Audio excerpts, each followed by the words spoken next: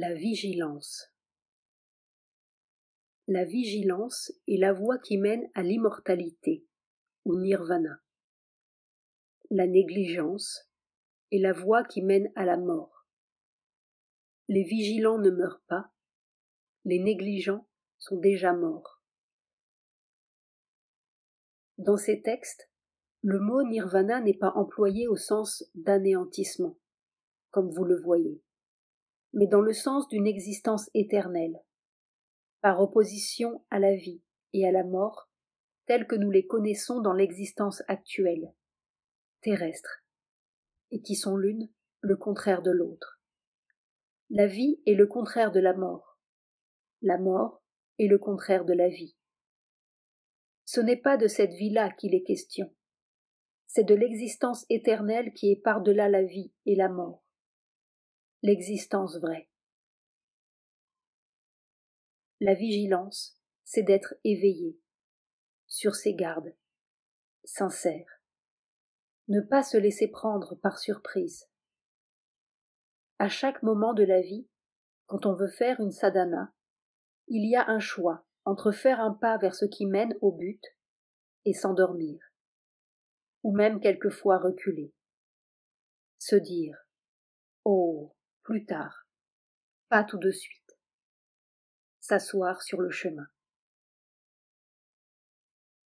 Être vigilant, ce n'est pas seulement résister à ce qui tire vers le bas, mais surtout être en éveil pour ne pas perdre l'occasion de faire un progrès, l'occasion de surmonter une faiblesse, de résister à une tentation, l'occasion d'apprendre quelque chose, de corriger quelque chose, de maîtriser quelque chose.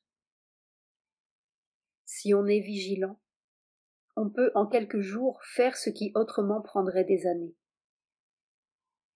Si on est vigilant, on change chaque circonstance de la vie, chaque action, chaque mouvement en une occasion d'approcher du but.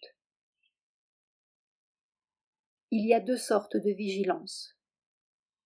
Une vigilance passive et une vigilance active.